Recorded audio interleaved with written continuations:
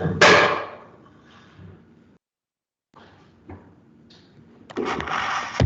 morning class will start very soon. So before we continue on tutorial 1, problem 2 to 5, let us review some of the concepts that are required in particular for problem 2. So firstly, recall that if you have two resistors connected in series, you can add up the resistance, and this is equivalent to a total resistance of R1 and R2. Okay, notice that for series combination, remember this, the same current will pass through both resistors, meaning that if this current comes to this node A, after passing through resistor 1, the same current will go through resistor 2. So if it's same current, right, then it's considered series. While for parallel, they have the same voltage. Okay, in this case, suppose that I have a voltage V applied across two resistors.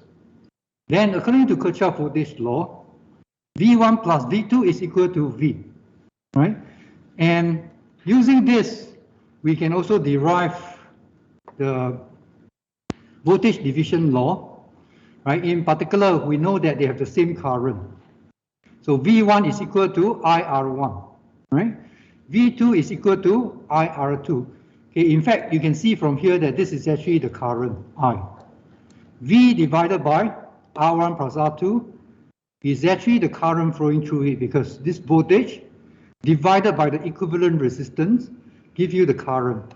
Then current multiplied by R1 give you the voltage across R1, which is Ohm's law, and I times R2 give you the voltage across R2, right, which is V2. So either you write down the current first, multiply by the resistance using Ohm's law, or you directly use this so-called voltage division rule, right, or voltage division law.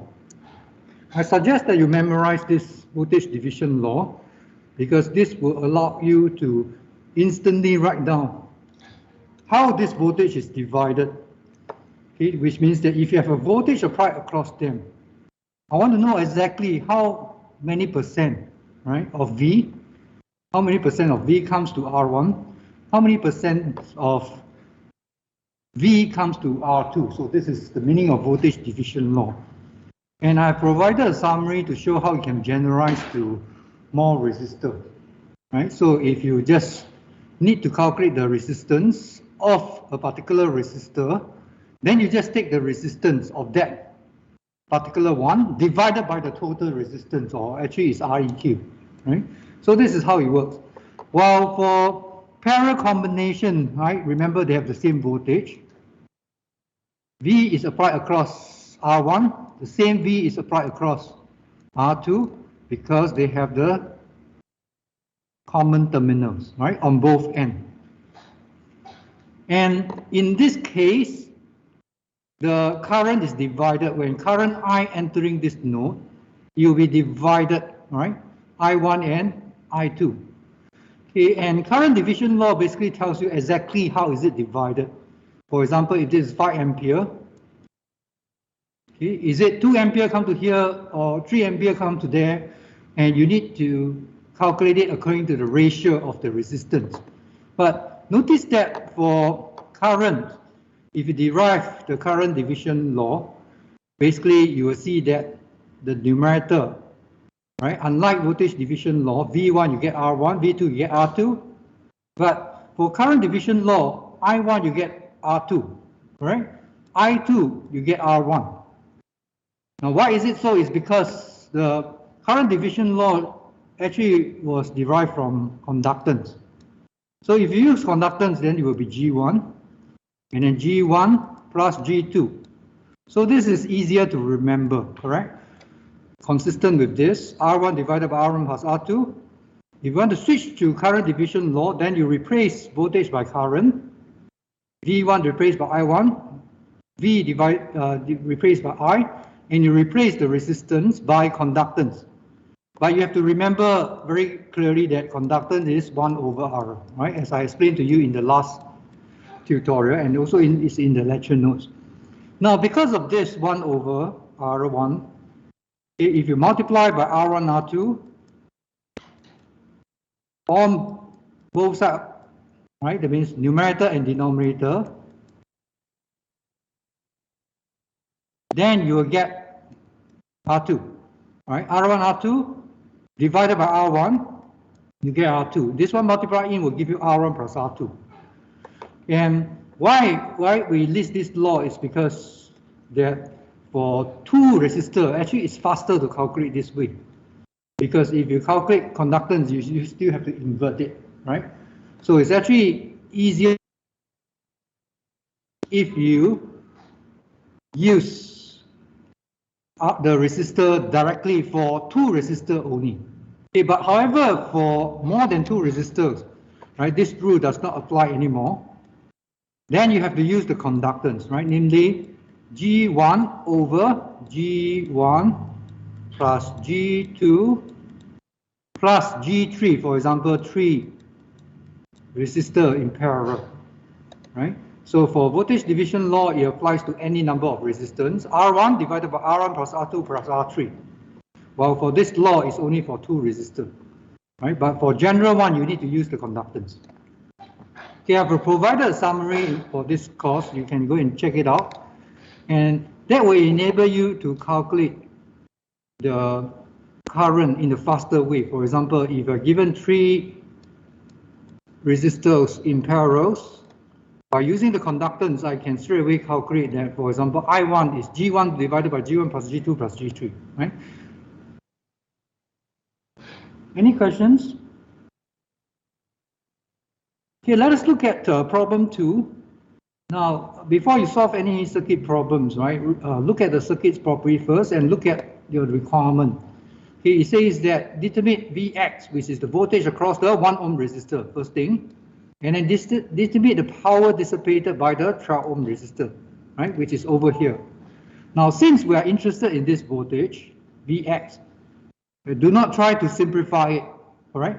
So that's why the hint says that only simplify those to the right of your 1 ohm resistor. Why? Because if you simplify it, then later on it's going to be hard for you to calculate Vx. Okay, as for this 12 ohms, we have no choice. We simplify it first, then later on we expand it again to try to calculate it. Right? So this is the idea. I'll simplify everything, right, given in the hint. Simplify everything of this box into one equivalent resistors. And before you solve it, you may want to do something like I usually do. I want to plan, right? How should I approach the problem? So I'll say that I can simplify this into one equivalent resistors. After that, the circuits will look like the one on the right, right? And I keep the 1 ohm resistor because I want to calculate my voltage across it. Then this is a much simpler circuit to analyze. And in fact, I can easily use current division law to find the current flowing through the 1 ohm resistor, right? I can find the current flowing through the 1 ohm resistors by using this equivalent circuit.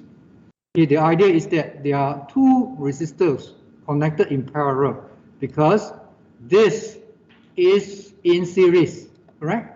These 2 are in series. They can be simplified to one equivalent resistors of 1 plus Req. Okay, and if you want to calculate Ix, you take the resistance of the opposite branch, right, which is 2, divided by 2 plus 1 plus Req, right, 1 plus Req, and the inflow is 6 ampere. This means that this is how the current will be divided according to the ratio of the conductance, right? The other way is to take 1 over 1 plus Req.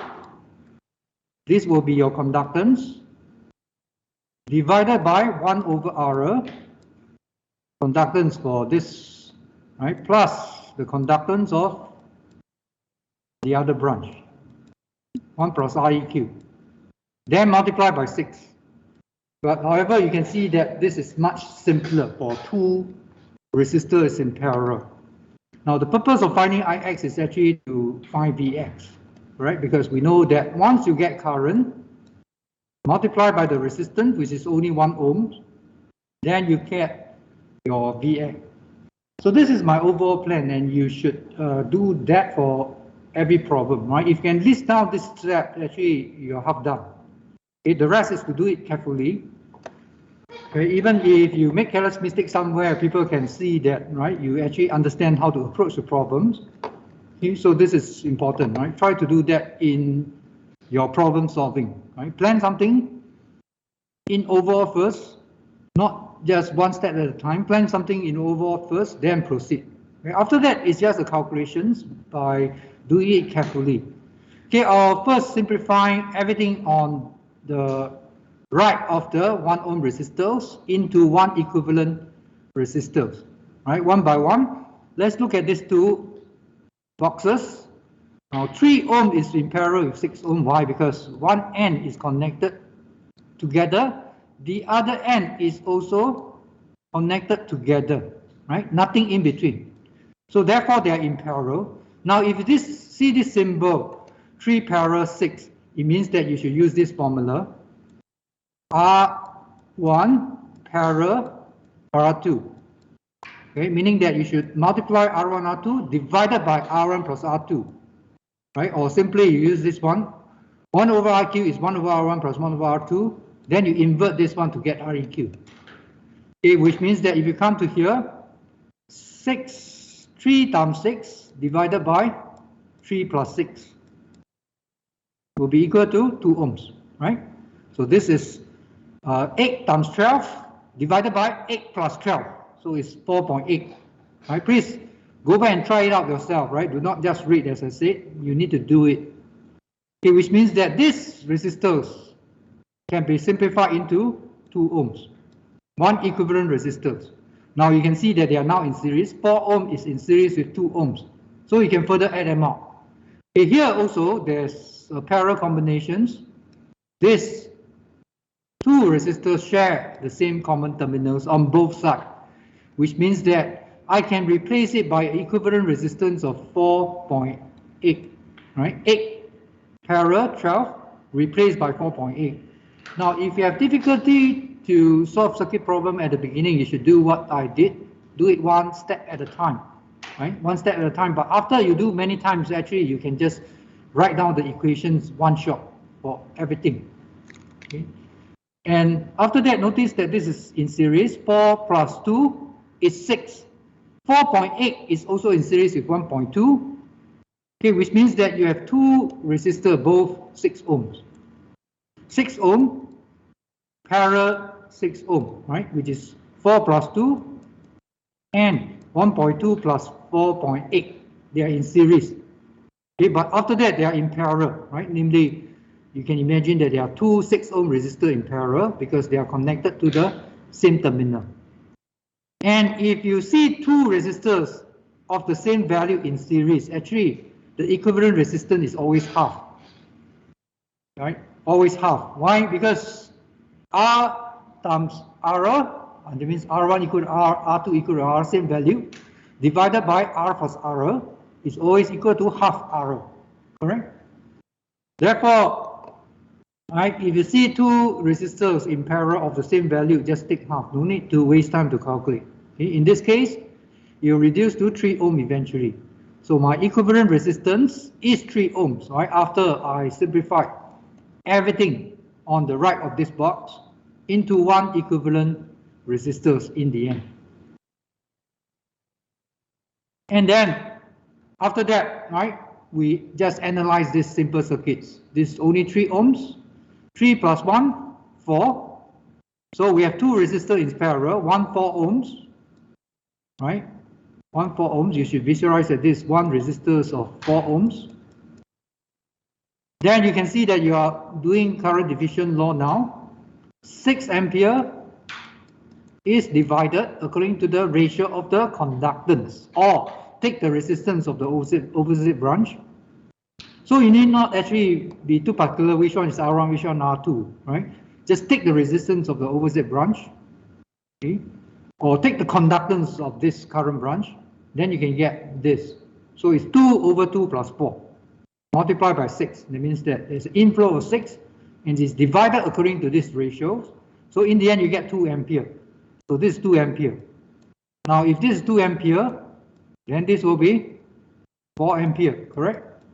This will be 4 ampere because Kirchhoff current law said that inflow should be equal to outflow. Okay, the other way is to apply current division law again. You can check that it is equal to 4 ampere, right? Go and try it. See whether you can get 4 ampere or not using current division law. Okay. And the purpose of calculating Ix, remember, is to find the voltage across the 1 ohm resistor. So now we use Ohm's law. V is equal to IR, R equal to 1, we get 2 volts. Okay, next is to note that the current through the 1 ohm resistor is actually 2 ampere. Correct?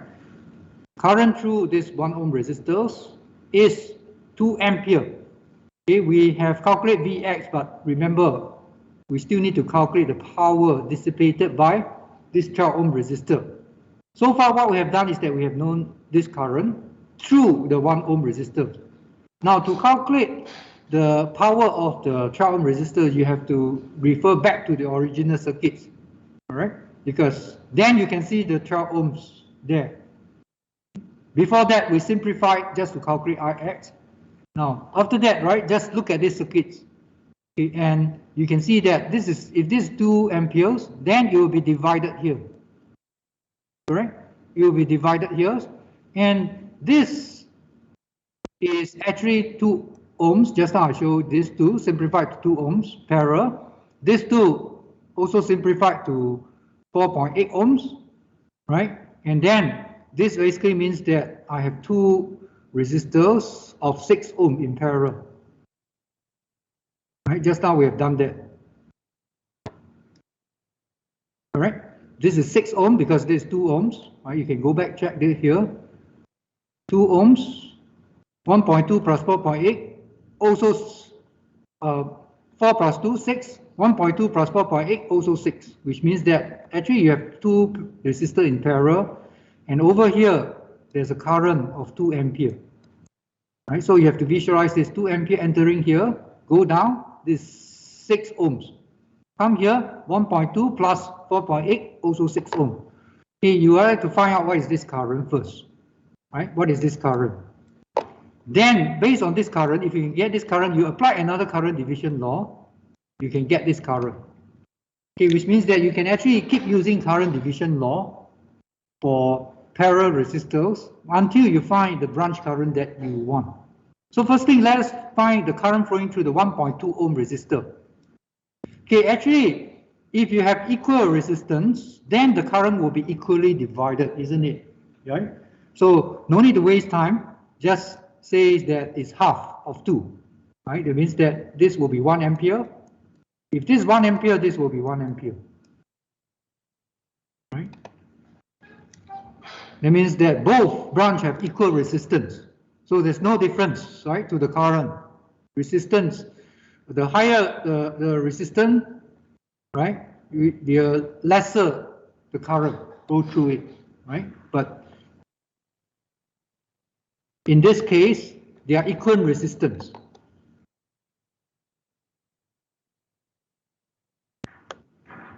Any questions? So we know that this is 1 ampere, right? So take a mark here. This is now 1 ampere. We got it. So far, what we have done is that we know this 2 ampere, and we use current division law to find out this 1 ampere, and then we apply another current divisions to find out what is the current flowing through the 12 ohm resistor. Now let's call it I. Now, after you get I, then you use I squared R, which is 12 ohms. Then actually you can find the power, right? But you can also do other ways. If you want to calculate the voltage, then you use V squared over R. And if you want to calculate both voltage and current, then you use VI. But here, I'll just calculate current. And then I squared R will give me the power dissipated by the 12 ohm resistors. So the final step is to use another current division law. If this is 1 ampere, right? If this is 1 ampere, then I want to calculate this current. I should take the resistance of the opposite branch, which is 8 ohm, divided by 8 plus 12, right? Inflow 1 ampere. That means 1 ampere is divided according to the ratio of the conductance. And I know that 0.4 will go through here. This means what? 0.6 will go through here. Right? I suggest that you go and use current division law again to check whether you can get 0.6. Okay? But actually, you can use Kirchhoff current law directly to find this current. Right? This is not required, but when you are learning, when you are at the learning stage, you should try to calculate as many things as possible, right? Just for understanding. Any questions? So finally, we put 0.4 into here. Right? It means square it, multiply by the resistance.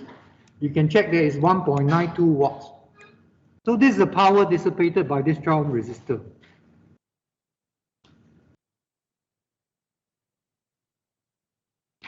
Any questions?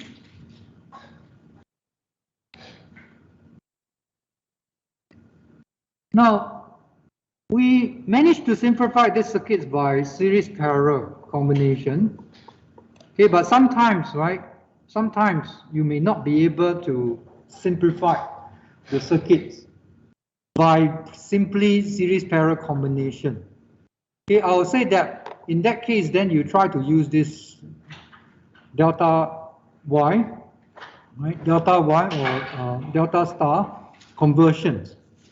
Okay, you can convert in both ways, right? That means that given these configurations, Y, you can convert into delta configuration. So same thing, given configuration delta, you can convert into Y configuration. But be careful, use only when you cannot simplify, right? Or you cannot simply use series parallel simplification. Use only that, okay, which means that if you go back to this circuit, some of you may see this is Y. So just go and replace by delta, correct? Some of you may straight away use some pattern recognition saying that, oh, this is Y, I should replace by delta. But no need, because just now I showed you that you can simplify easily, correct, by series parallel only. Okay, when you reach here, it's no longer, right, a problem. But there are some problems as in the next problems, which I'll go through, right? You cannot actually simplify it by series parallel. So in this case, you have to convert it from one form to another. Now, in your lecture note, there's this pictures, correct? Now, this picture is actually to enable you to write down the formula easily, right? Actually, if you can memorize the formula, you need not draw it in this way. Now, this figure says that let's put the Y configuration into the delta, right? Or let's put the delta configuration outside the Y. Either way is the same. Then you can use these figures to conclude, right, the formula in an easier way. All right, firstly, let's do it this way. Let's do delta to Y, right? Delta to Y. Delta to Y means that you know what is A, B, and C. You want to find 1, 2, 3, right? Given A, B, C, find 1, 2, 3. Okay, firstly, if you observe the formula, the numerator are the same. Right? So just remember the numerators is the total resistance, add up. Right? Not that difficult to remember. After practicing a few times, right, it will be easy. So remember, denominator is the total resistance of what is given. Right? What is given. Now, the numerator is the one that you need to remember, but it has a consistent pattern. If you draw the circuit this way, as I said, then you see that if I want to find R1, I just take the resistance beside it on both sides, multiply them together. Basically, it's B and C. So I need not actually be so particular which is R1, is R2, R3. Right? For example, is this 10, this is 5. I just 5 times 10. 5 times 10, correct? This will be 5 times 10, then plus the total resistance, including this. Okay, if you go on to R2, now R2 is here, then these two are beside, right? Therefore, you just multiply A and B divided by the total resistance. So same thing, if you want to find R3, R3 is here, then you should multiply A and B, right? You should multiply A and B. So in other words, there's a very consistent pattern if you put it this way, right? It will help you to remember it. Okay, the other way around is that you're given 1, 2, 3 now. You want to find ABC, right? Given 1, 2, 3, find ABC. Same thing. There's a consistent pattern. Firstly, numerator, right? Numerator is actually the product of all the possible combinations of two resistors add up together, right? There are only two resistors, so therefore, right, the multiplications of two of them, there's only three combinations. R1, R2, R2, R3, R3, R1, right? 1 times 2, 2 times 3, 3 times 1, only three combinations. Okay, and then the numerator are all the same, so remember this one first. Okay, the denominator is the one which is different, but again, there's a consistent pattern. If I'm interested to calculate this one, I use the resistance which is directly opposite, right? Directly opposite. So this is R1. Okay, let's look at RB. RB is here. The resistance which is directly opposite, the other side. Okay, there's only one, so you take one. Right? For the other one, you take the side. This is only one. Take R2. So same thing. If you're interested in RC, RC is here, right? RC is here, then you should take R3. Okay? It's always the opposite one. So therefore, right, there is a consistent pattern which will help you to remember it if you put your circuit into this form. You just put it into this form, and then remember this. Then this will enable you to convert from one form to another. Okay, let's look at problem 3. Now in problem 3, basically we can't simplify using series parallel, right? Let's try first. Okay, do not just use star delta delta star. So imagine that you are given this circuit.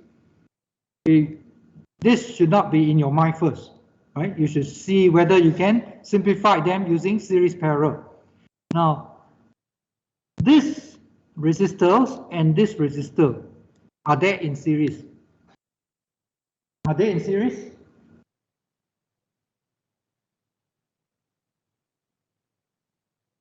Many of you say yes, but actually no. Remember what I said? Series means same current.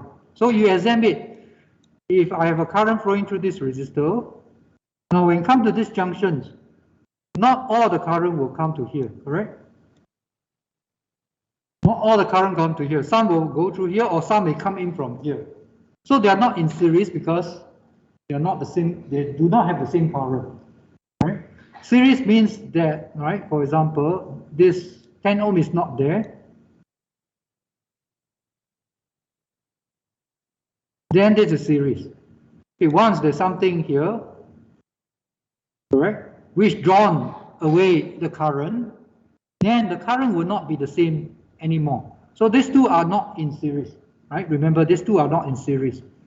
Now next, is this 10 ohm in parallel with 20 ohm? Okay, let's try. Do they have the same voltage? All right. Do they have the same voltage? That means that if there's a voltage V here, would it be the same over here?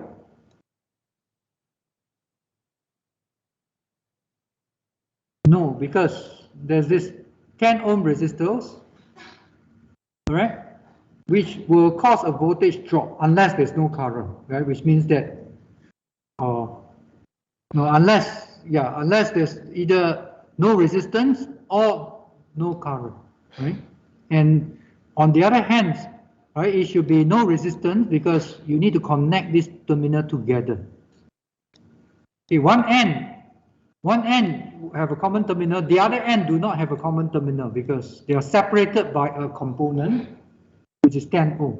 So this means that I cannot either simplify using series or parallel, correct? I cannot simplify either using series or parallel.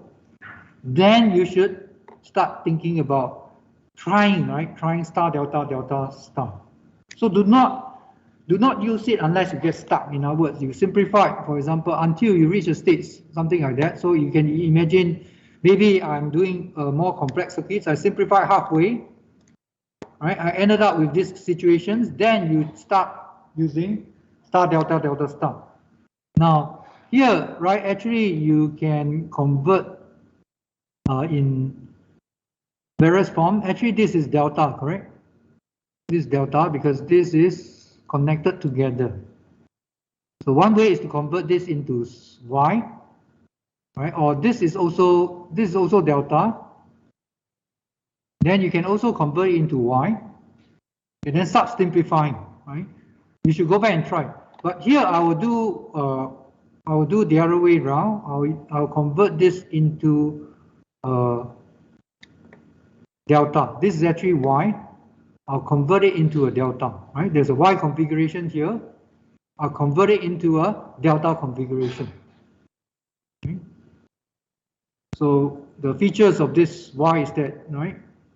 There's one common terminals, all connected together, right? One common terminals, all connected together. The other three are separated.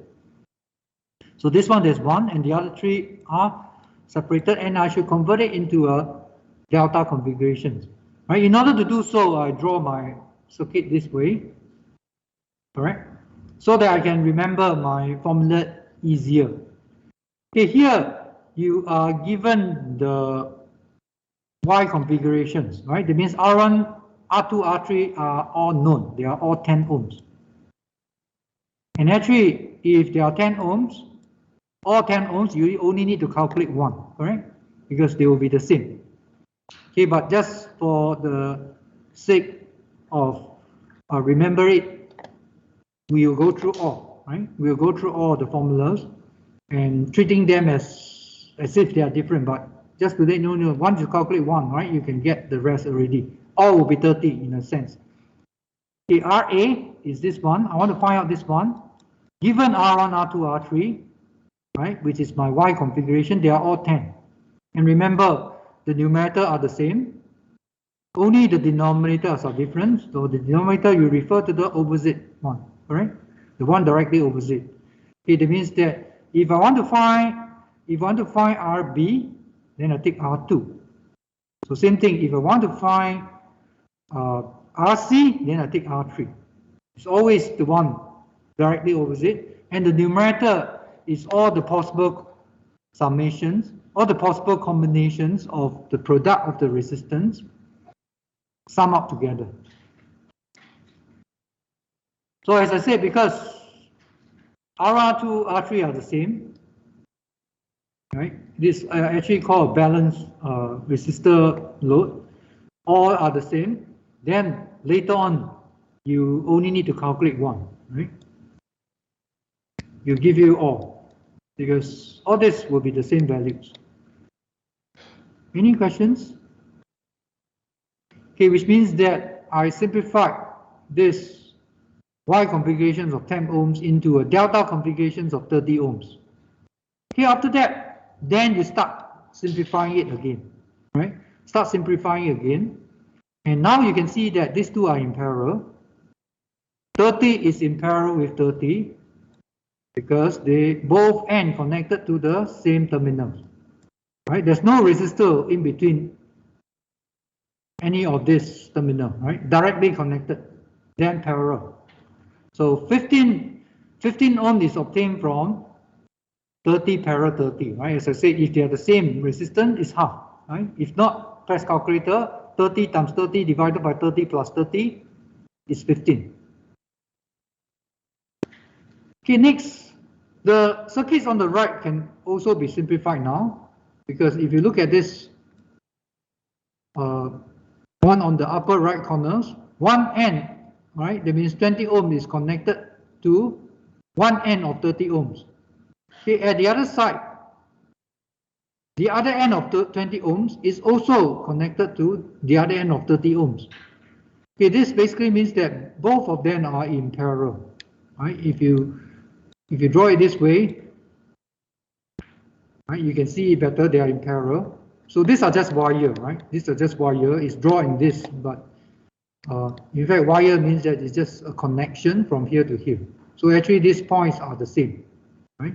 This should be directly connected to here. Wires have zero resistance. So 30 parallel 20, 30 parallel 20 give you 12. So it's simplified to 12 ohms. Okay, this is the same. One end connected together, the other end also connected together. Therefore, this is also simplified into 12 ohms, right?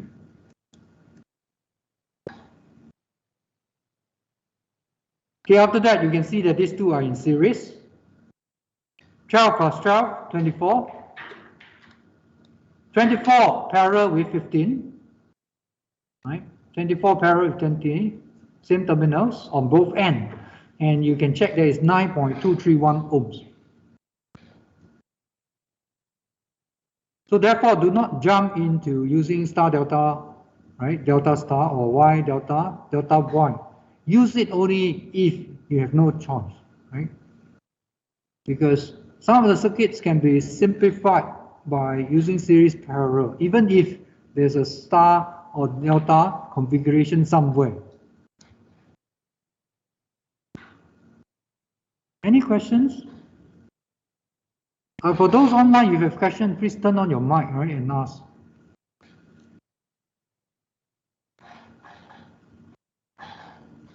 Okay, if not, I will review another important concept, nodal analysis. Right, this method, right, you use it over and over again, right, sometimes even without knowing it. So this method is very important. Same for mesh analysis is very important. Okay, this method, there are only 3 steps. It says that first assign node voltages, then apply something we know on the second and third steps, which is to apply Kirchhoff current law. And then after that, we obtain some equations, we solve the equations, right? So let me explain the ideas of these 3 steps by using these circuits that we have seen in the last tutorial. Now, actually, to solve a circuit problems, there are many ways, right? There are many ways. Okay, the thing is that if we can solve it using the simpler way, then just do it. For these problems, basically, we can solve it easily by series parallel combinations or basically current division law, correct? But actually, we can also use other methods to solve it. Okay, I'll use this to explain the concept, right? It's not really the best way to solve it. The best way is what we have explained in the last tutorial, but I'm just using this simple, right? Because this is a simple example to explain the concepts of nodal analysis. Now, actually, nodal analysis means that you want to find node voltages. Right, so first thing, notice that node voltages. You want to find out node voltages.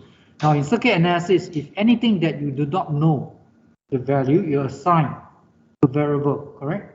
If you do not know the node voltage, you assign a variable, V1, V2, V3.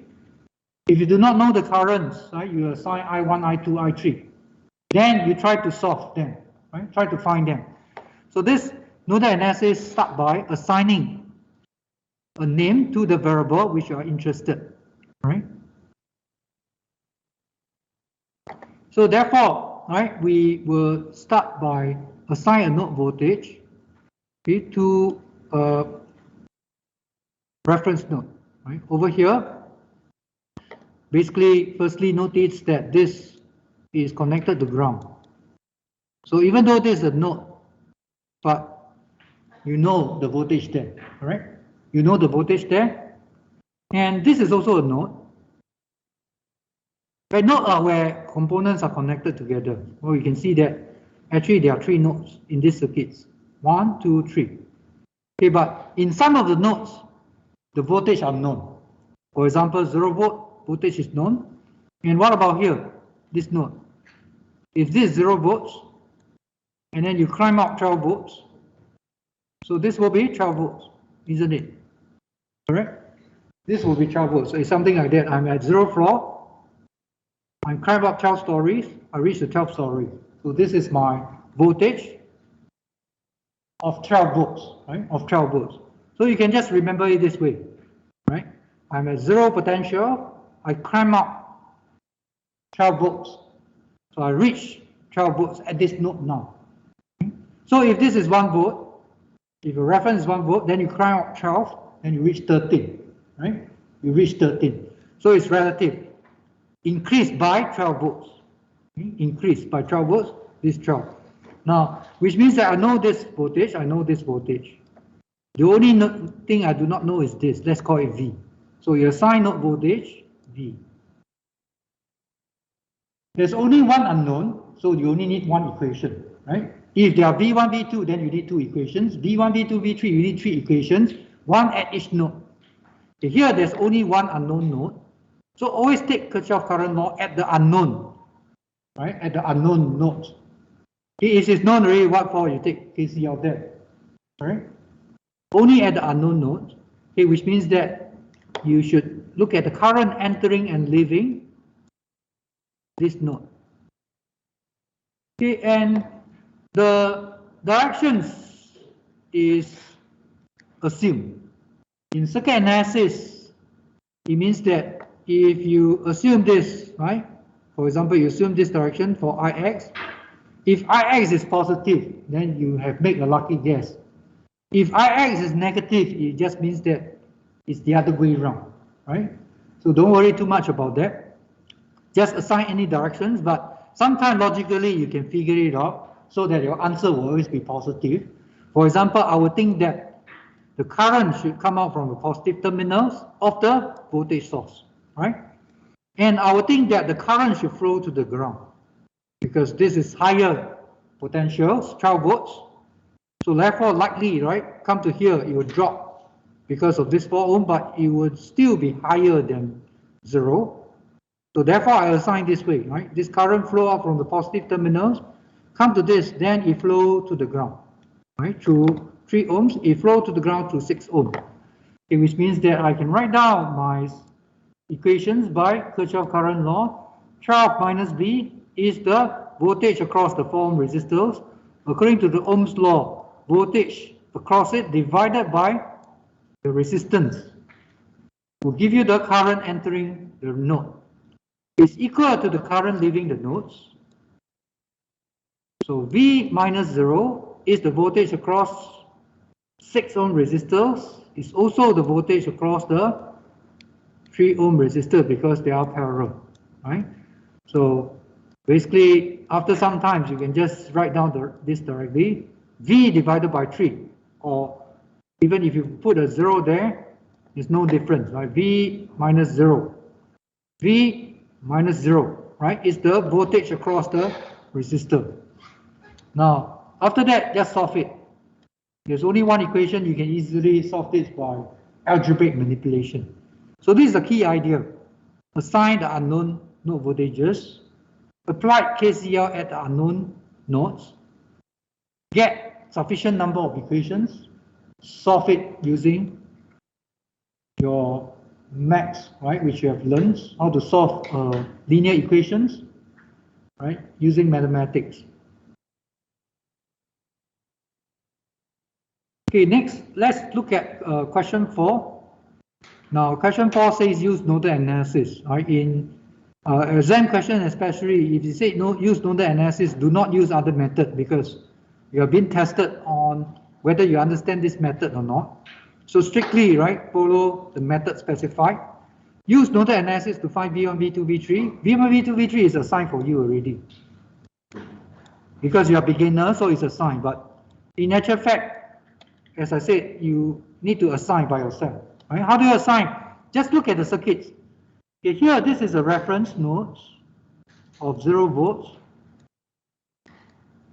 Or I'll say this is known, right? This is a known voltage of 0 volts. Okay. And over here, there's also a node because there are two components connected together. But if this is 0 volts, this is 12 volts. All right? 0 at 12 volts. So at this node is known. And there are only 3 unknown nodes. 3 of them. So 3 unknown node voltages, you need 3 equations. And each is obtained by applying KCL at each node. Right? Node 1, you get one equation with 3 unknowns. Node 2, you get one equation with 3 unknowns. Node 3, you get another equation with 3 unknowns. Right? Then after that, you solve it. So this is the key idea. Okay, let's look at it again. Okay, I'll assign node voltages to respect to this, right? 0 volts. So everything is respect to this 0 volts. Okay, that means that if it's V1, it means that it's higher than the ground by how many volts, right? So as I said, there is something like how many story with respect to the ground floor. This is a potential difference.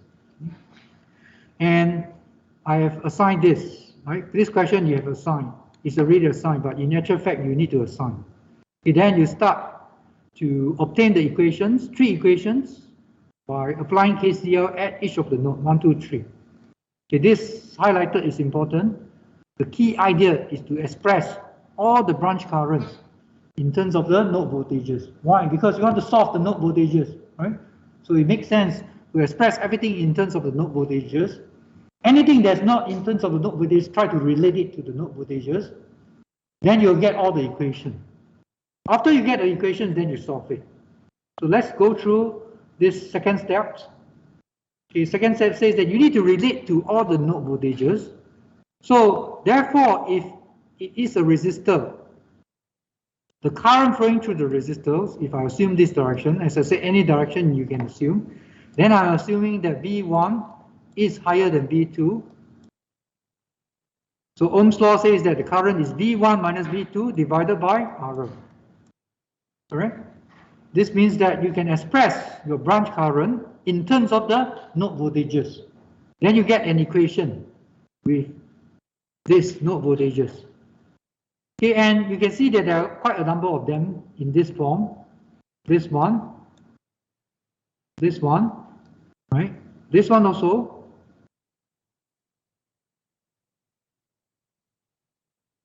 Right? One branch with 2 node voltages. Okay, while the rest are connected to ground. Right? This and this. This one is a bit special. I'll explain that later on. It means that this one is not to ground but to 12 volts. Right? So typically we have these 2 forms, and for this one is easier. This one is V2 divided by R. Usually we always assume that current flow to ground. Any questions? So I'm explaining the second step. How do we express the branch current in terms of the node voltages, right? Ohm's law, basically just Ohm's law. Okay, as for the rest, some of the current is good, right? If you have current source, the more the better, because it tells you the current directly, entering, leaving the nodes. So we need not worry about that.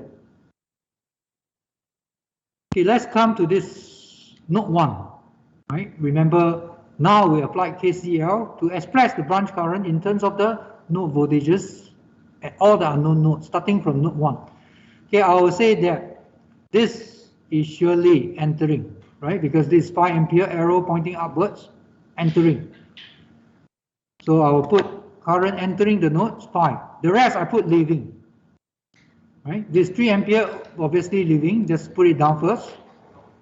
So you can write down the current source first, right? Because it's easy. No need to do anything.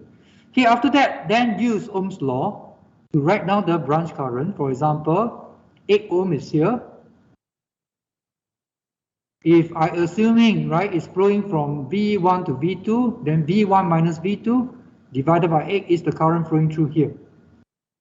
Okay, the current flowing through the 2 ohm resistor is V1 minus V3, right, divided by 2.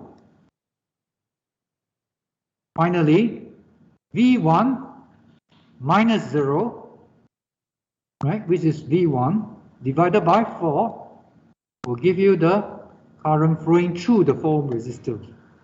So I'm using inflow equal to outflow. After that, simplifying it, you get one equation with 3 unknowns, V1, V2, V3. Now, you have 3 unknowns, you cannot stop here. So therefore, you have to continue, right? Continue until you get sufficient equations. So one at each node. Okay, the next nodes is, I'll just assume, right, certain directions, and node 2. Okay, here I'll just remain so that I can copy down my current directly. All right, I'll just remain in the same directions so that I need not bother about it. I just copy out directly. This is my inflow.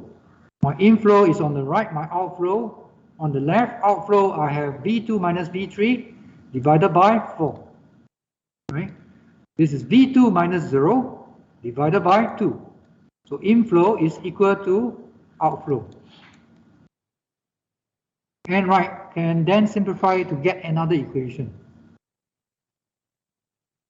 Okay, lastly, V3, right? This node has a slight complications in the sense that there is a 12 volts here, but this also means that this node voltage is known. It's 12 volts. Okay, you can call this V4 if you want, but for me, I'll just write down 12 volt directly. Now, if you have V4, then the voltage across is what? V4 minus V3 divided by 8, correct? Or the other way around, depending on which directions you want to assume. Okay, I will put the upward direction because likely, right? Likely this current will come out from the 12 volt because 12 volt is rather high. So the current will always come out from the positive terminals. Okay, unless, right? Unless V3 is higher than 12 volts. Okay, then you will flow the other way around. So I'm assuming these directions, 12 volt minus V3 is the voltage across it, or V4 minus V3 divided by 8. Right? And if your V3 is, for example, later on you solve, if your V3 is 5, then you're assuming in the correct directions, right? But if your V3 is 15, then what you get is a negative value, correct? 12 minus 15 is a negative value. It just means that no, this direction is negative, therefore downward direction is positive. So therefore circuit analysis, don't worry about the sign, the directions you assign, right? Because before solving the circuit, you actually do not know which is higher. So just assume one direction first. It only means that if your answer is positive, that direction is correct. If the answer is negative, then that direction should be reversed, that's all, right? Okay, so we know that this current is upward directions, 12 minus V3 divided by 8. If you want to assume downward direction, also fine. Just put V3 minus 12 divided by 8, right? They all give you the same equation. You go back and try. Because one is inflow, one is outflow, and when you rearrange the equation, you get the same thing. Now here, right, it's a good habit to count the branches also, right? Same as just now. And here you have 5, so you need to write down 5. Here you have 3, you need to write down 3. The last one, you have 4 branches, 1, 2, 3, 4, connecting to this node. So you need to write down 4 of them. Right, here I'll just assume all inflow. This is 3 amperes, and this is 2 ohms, V1 minus V3 divided by 2. And this is V2 minus V3 divided by 4. Right? Finally, this is what I have shown you just now. This current, 12 minus V3 divided by 8. Now, even if I put the other way around, right? So then it will come to here. Because this outflow now, inflow equal to outflow, then you'll get V3 minus 12 divided by 8, correct? On the other side, and if you bring it to this side, you get the same thing. So actually no difference at all, right? You can write in any direction, you get the same equation. So this means that we get the third equation. Now let's review again. We assign node voltages, V1, V2, V3. There are 3 unknowns. We need 3 equations. So we take KCL at each node. The whole idea is to express everything in terms of the node voltages. Everything must be expressed in terms of the node voltages. Then you get the equations in terms of what you want to find out. Then you solve the equations. Any method is fine. Right? In your lecture, you use Cramén's rule, but if you think Cramén's rule is too tedious or too much memory work, use any types of methods. Right? Substitution method is fine. Elimination method is fine. Or apply EE207 linear system, correct? In EE207, basically, you have linear systems, x1, x2, x3, three unknowns. In circuit analysis, we have voltage 1, voltage 2, voltage 3, current 1, current 2, current 3. It's just a variable. In other problems, then you have different variables. So you can practice using EE201. Any method is fine. I'll say this is the beginning stage. I'll just show you one method. But you are expected, right, to know the method by yourself. Right? Otherwise, in some cases, we have no time to review it. Okay, this is called the elimination method. Okay, it says that I have three equations with three unknowns. I should combine two of the equations into one so that there are only two unknowns. Right? For example, if I multiply equation 2 by 7, then I get this, right? Why do I multiply by 7? Because if I add these two up, 7v1 plus negative 7v1, then no more v1. Right? If there's no more v1, there's only v2 and v3 remain. All right? Then you have one equation with two unknowns, easier to solve. Okay, next, I can also combine these two equations. Right? Combine these two equations, that means that I combine the first two into one equation. I combine the second two into another equation. Now here, this is multiplied by 4. Why? Because I want to eliminate V1 by adding, right? By adding with the last equations. So I add with 4. Negative 4V1 plus 4V1, no more V1. Only V2 and V3. Then I get another equation with only two unknowns, right? So this is actually similar to your Gaussian elimination method if you look at your matrix theorem carefully.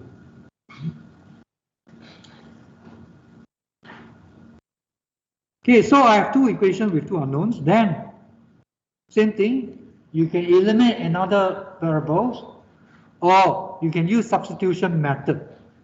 Okay, here a substitution method could be easier. That means that from any of the equation you express, for example, V3 in terms of V2, right? Just put V3 to the other side, you get this one.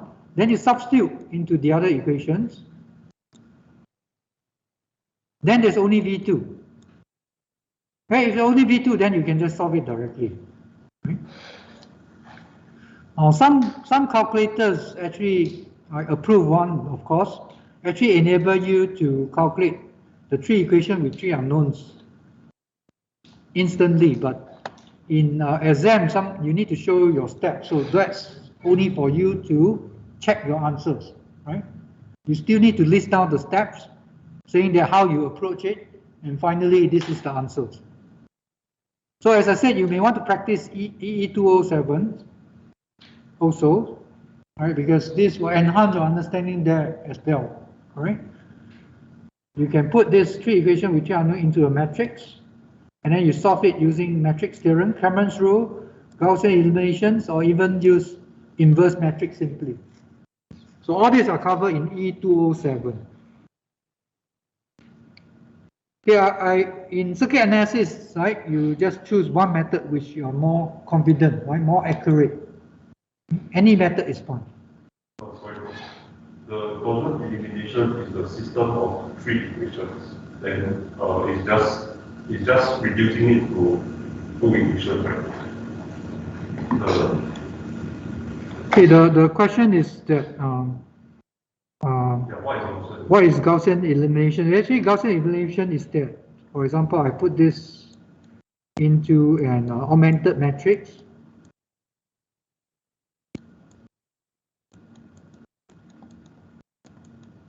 Right, this one, 3 times 3, and then I have append it with this, and it forms an augmented matrix.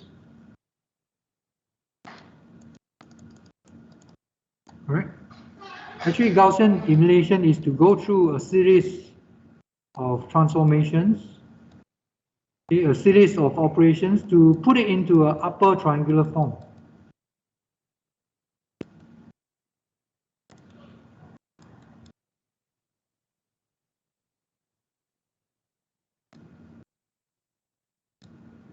Upper triangular form. Now, what does it mean, right? You have to relate back to this one. This means this, correct? So what does this mean? This actually means that you have something like that with 2 0 and 1 non-zero here, multiplied by V3, right? And then it's equal to some value here, right? Which depends on what you get finally. Now, if you look at this, this means what? For example, if this is 1, this 2, it means what? It means that V3 is equal to 2, correct? It means V3 is equal to, that means that I eliminate V1 and V2 in the last equation. I only get V3, so I get V3. Now the second last equation is 1, 0 only, where here let's say is, I'll just put all 1, right? Easier, or some non-zero value. This means what? V2 plus V3 is equal to something here, right? For example, V2 plus V3 is equal to 3. Now since you have got V3 already, then you substitute into here, you can back substitute to get V2. After you get V2 and V3, you back substitute into the first equation, you get V1, right? So this is how it works. Actually, it's something that you know already. It's just to put it in a more systematic way so that you can implement it using a computer. I will not discuss anything further, just a brief one, because we have no time. We need to focus on the circuits theorems. Any other questions related to the circuits theorems? If not, let's move on to the last questions. Now, here we have another circuits, and it says that use nodal analysis, right? Use nodal analysis. Now here there's some hint because there are some differences between this circuits and the previous one. Okay, the main thing is this source over here, right? This source over here. Okay, remember that circuits nodal analysis says that you should write down the equation in terms of the node voltages. Okay, for this particular component you have problem because how do you find this current, right? How do you find this current? It is a voltage source. The voltage is known, but the current is not known. So therefore, if you use the methods which we have just discussed, then you will break down, right? You can't do that anymore. Now, under that circumstances, you have to use the concept of a supernode, right? I'll explain that later on. The second thing that you need to take note is the unit of your resistor. Rather, this is conductance, right? If it's ohms, then it's resistance. In this case, it's conductance. So conductance is used. Now, let us go through the steps again. Okay, by referring to these problems, we need to assign node voltages. In this case, it's assigned for you. V1, V2, and this is V3. Right? To me, actually, I will just put here equal to 13 volts. Why? Because this is 0 volt. 0 plus 13, right? Meaning that here I'm at 13 volt. I'm at 13 volt. I start from 0 volts. I increase my potential difference by 13. Then it becomes 13 volt. So you either write V3 equal to 13 or just put a 13 volt here directly in your circuits, right? Then there's only two unknowns effectively. Okay, this is important because you only do KCL at the unknown node. Right? You need not do KCL at this node, no point, because answer is already given. It means that already given the answer, no need to do anything. right? You only need to do KCL at the two nodes, which is V1 and V2. Then you get two equations with two unknown, then you solve it, right? So this is easier. But you can also write down three node voltages, but put V3 equal to 13, right? It's also fun. So this is done in the nodes. V3 equal to 13, it means one answer is given, therefore you need not solve it anymore. Right?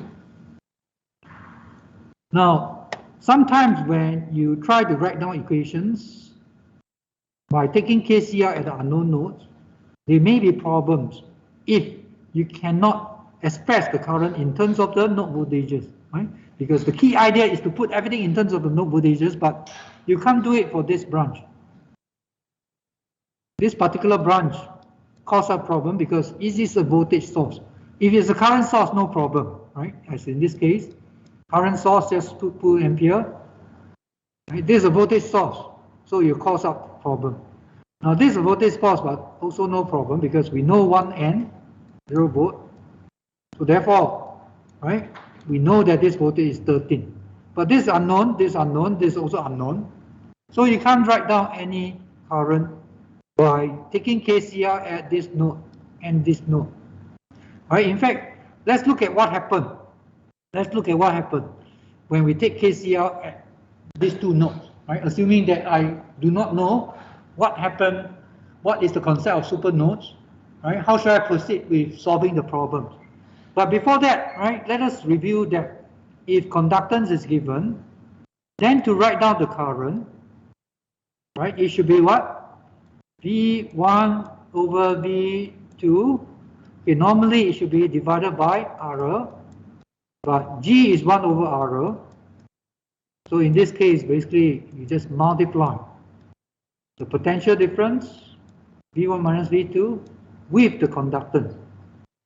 So remember, because G is 1 over RL.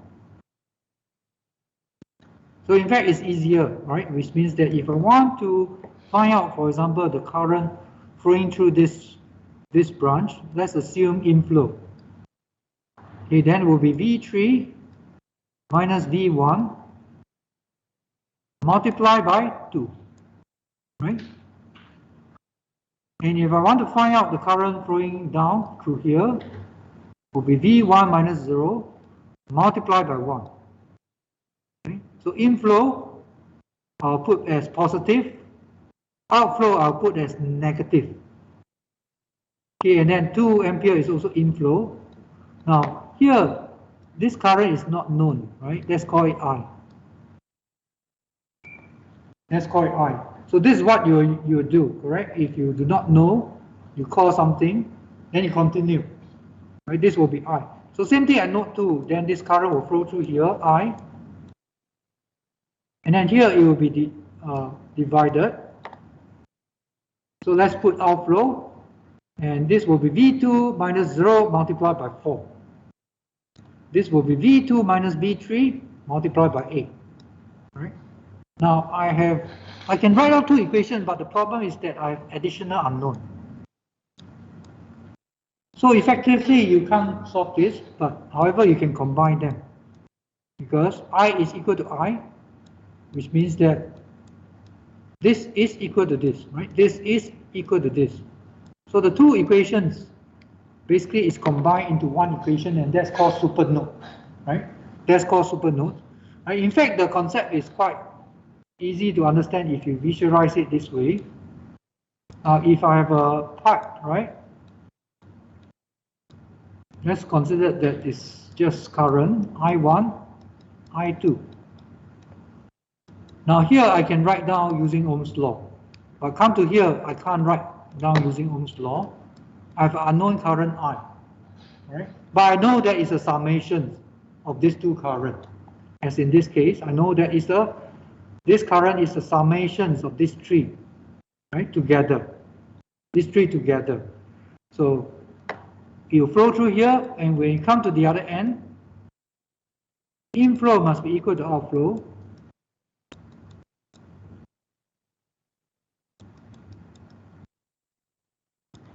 So therefore, effectively, this is like a supernode.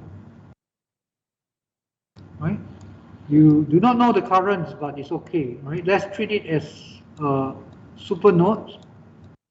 Then you look at the current entering and leaving the supernodes. I1 plus I2 is equal to I3 plus I4.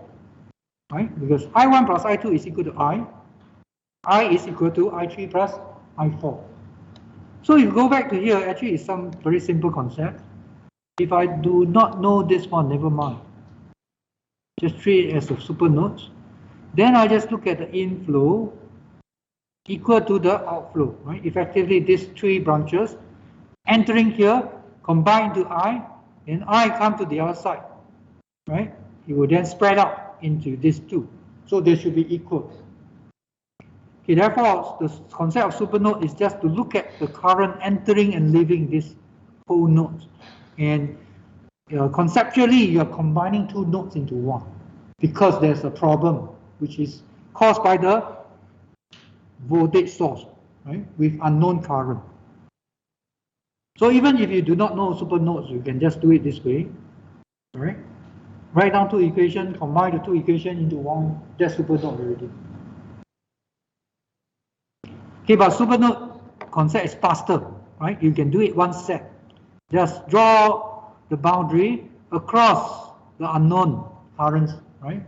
The branch with the unknown current has surrounded it. Then look at the current entering and leaving these big nodes. Okay, firstly, we have current entering 2 ampere. Okay, the rest, let's assume outflow, right? But as I said, it doesn't matter. You can assume any direction as you wish. Okay, then the first one is actually the current flowing through 1 ohms conductance. V1 minus 0 multiplied by 1. Current flowing through 2 ohm resistor is V1 multiplied by V3 multiplied by 2. Right? V1 minus V3 multiplied by 2.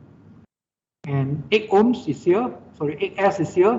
It will be V2 minus V3 multiplied by 8. And one more, V2 minus 0 multiplied by 4. Okay, so all the current flowing in and out of this big node. Okay, in the other way is that there's this 3 current combined into 1. After that, right, it flow up into this. And you can get the same thing. You can compare it with the previous equations. Alright, this equation is exactly equal to this equation. Same thing. If you move this to the other side, right, move this to the other side, you can go back and try. It will exactly give you this equation. And after that, simplifying it, I get one equation with 3 unknowns. But now we have a problem because we are short of one equation now. If V3 is known, no problem. V3 is 13 volts. So actually this is 130. You bring it to the other side, you get 132, right? Which means that 3V1 plus 12V2 is 132. Okay, but we still have 2 unknowns, which means that you need one more equations. But however, you have combined, right, 2 nodes into one. So where are you going to get the other equations? Unfortunately, the component which is causing the problem also give you the information, right? Because why? They supply voltage. You just want to write down equation in terms of the voltage. So since the voltage is there, you just make use of this. If you look at this equation, you can see that V1 minus V2 is actually 2V0. Right? V1 minus V2 is actually 2V0, and this will actually enable you to write down another equation. So if you go back, read your notes again, right? You will see, right, all these hidden details, which I also provided in the summary. So in your learning stage, actually, you need to go through the things many times. Okay, one time will be lost. Second time, better understanding. If you go through a few times, right, you will remember it. So you go through it, you'll see all this, right? And the key idea is actually to write down all the equations in terms of the node voltages. I'll focus on this one. Now this equation means what? V1 minus V2 is 2V0. Okay, if you're confused with this method, you can also do it this way. You are at V2, right? Then you climb up to V0. increase, right? Negative to positive increase, then you reach V1. I'm here, I climb up to V0, I reach V1. Right? For example, I'm a 6-story, I'm climb up 3-story, I reach 9-story. Right? So you can write out this equation which is exactly the same as this. Now, you want to write down an equation in terms of the node voltages, right? So anything which is not node voltages, this node voltage, this node voltage, anything which is not node voltage related to the node voltage, check what is V0. Now V0 is this voltage across this resistors, 1/4, and there's a control source here, right? Dependent source. So any of this value will be amplified by 2 times, and this is the sign. Now V0 is actually V2. Why? Because this is 0 volts, right? 0 increased by V0. I'm 0, I climb up by V0, I reach V2. So V0 is V2, right? Or V0 minus 0, V2 minus 0 is V0, right? V2 minus this one is the potential difference, which is V0. Okay, then you can substitute V0 in terms of V2 into here. Then everything will be in terms of the node voltages. So I hope everybody get the idea of nodal analysis. It's just to assign the unknown which you want to find out, and then try to write down the equations in terms of the unknowns. Right? If it's not directly, then overcome it with the problem with the concept of supernodes. Okay, and then supernodes combine the equation into one. Therefore, you need to recover one more information through this voltage source, right? Because voltage source give you voltage, actually give you another equation in terms of the voltages, right? But in some cases, you have a control source. Then you should relate it to your node voltage because, for example, V0 is 12, is V2. Then you can write down the equations in terms of only node voltages. Now you can see I have 2 equations with 2 unknowns now. One from supernode, one from the constraint, right, which is this one. V3 is known. I need not bother about it. I just substitute into here, right? Then after that, I can solve this equation easily. Okay, in fact, this equation is not difficult to solve. You just put V1 into here in terms of V2. Then everything will be V2 only, so you solve V2. After you get V2, then 3 times of V2 is V1. Right? 3 times of V2 is V1. And V3 is already known. Need not do anything. Don't even need to apply KCL at this node.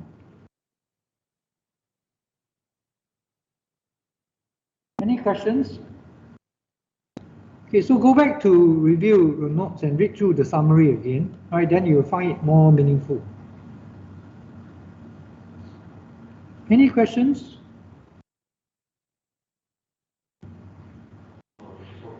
Is it okay to express my answer in terms of V1? Because what I did is I equate everything to V0 instead.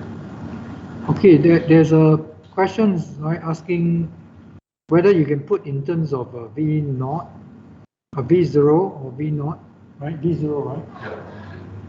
So actually you are solving the same thing is because V0 is equal to V2 anyway. V0 is equal to V2. Yeah.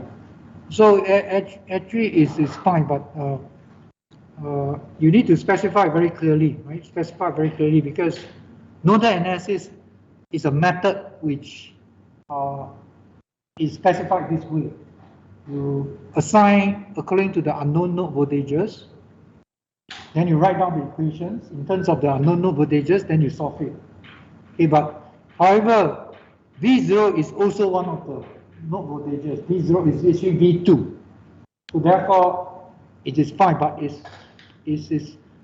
better to write it down very, very clearly, right? That V0 is V2. write down very, very clearly.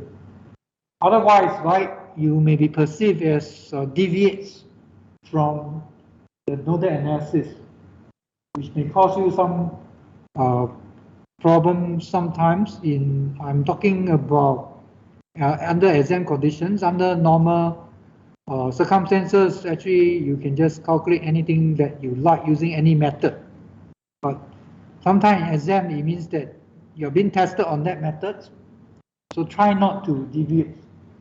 Try not to deviate, but in actual fact, we can use any method.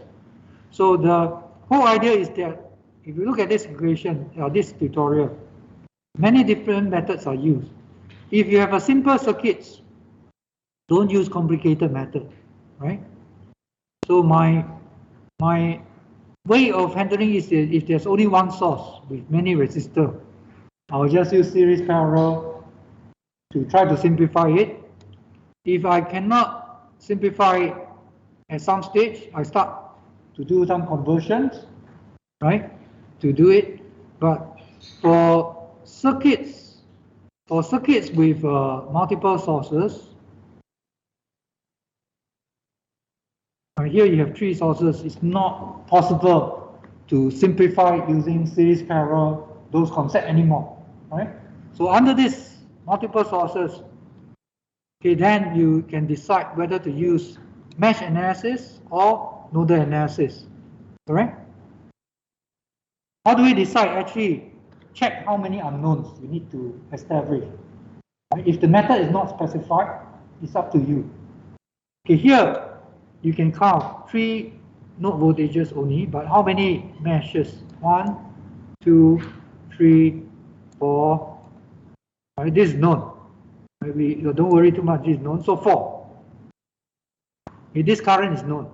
Okay, the rest you have 4 unknown currents. Right? So 4, then you need 4 equations for mesh analysis. So which one do you choose? 3 equations or 4 equations? Naturally 3 equations, so you use nodal, correct? But in some cases like this one, here actually you have 2 meshes, but only 1 node voltage. Alright? Only 1 unknown node voltage, two unknown current. Okay, because the current flowing through here is unknown. Maybe you call this I1, call this I2. So you need to establish 2 equations with 2 unknown currents. But if you use nodal analysis, then you only have 1 equation because this node voltage is known. So when to use, right? It actually depends on the complexity of solving. Okay, technically, even if you can see, even if I want to use mesh analysis, I can also do it. You can go back and practice. But nodal analysis is easier, right? For this case, same thing. Nodal analysis is easier because I have only 3 node voltages. Right? 3 node voltages, but I may need to handle 4 mesh currents. 1, 2, 3, 4. This one is similar to, in this case, it means that this current is known. I4 is equal to 3 ampere. Right? The rest I do not know. I do not know this current. Right? I do not know this current. I do not know this current. So I have to assign some value there. So for the last questions is also similar. Right? 3 node voltages. In this case, actually both are fine because this is 2 ampere is known. Right? This current is known. We have 3 meshes. 3 meshes. Oh, no, sorry. This V3 is known. Right? 3 meshes, but 2 node voltages. So it's also nodal analysis. Yeah, I say again because V3 is 13 volts. Right? So technically only 2 equations, V1, V2 to solve. But you use mesh analysis, then you have 3 mesh currents to solve. So some of you are taught to always use mesh analysis. I think it's not advisable, right? Actually, what you should do is to do a simple judgment by yourself. How many currents would that be? how many unknown currents in terms of mesh analysis to find out what's the unknown mesh current. I'll cover it next tutorial. In terms of nodal analysis to find out how many unknown node voltages. So the concepts actually will be quite similar. You just replace current, voltage by current, right? So mesh analysis to find mesh current. Then you obtain equation by KVL to express in terms of the unknown mesh currents, right? Unknown mesh current. Then you write down the equation in terms of the mesh currents, then you solve it. So naturally, if you have more currents, more unknown mesh currents, you have more equations, right? Then the solving part will be more complex. So I will look at the circuits and decide, right? The simplest one is this one. I suggest that you can use this simple example to go through all methods. Right? Solve all the methods, then you'll see the idea, right? Which one is better, which one is easier. And in this case, you'll see that I1, I2, two equations with two unknowns. If I use nodal analysis, because one of them is known, right, then I did not do it. But however, if this is a current,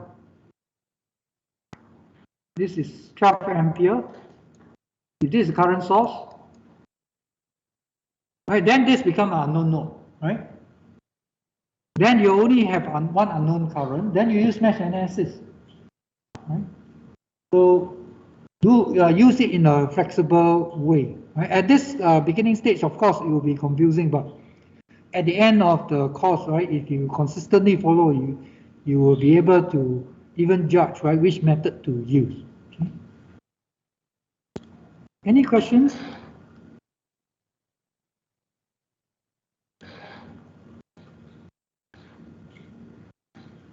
So don't worry too much. I'm jump the gun a little bit because this will be covered only next week, right? Next week we will look at the mesh analysis, okay, which is just the reverse.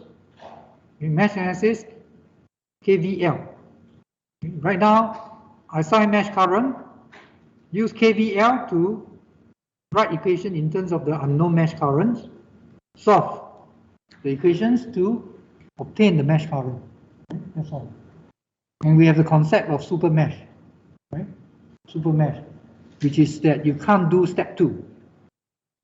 Right? You can't do step 2, then you try to combine the two meshes into one, big one, by avoiding the one with the unknown, right? With the unknown, in that case, it will be a current source. It will be current source with unknown voltages. Okay? I'll cover that next week. Any more questions? If not, I'll stop here today. Thank you.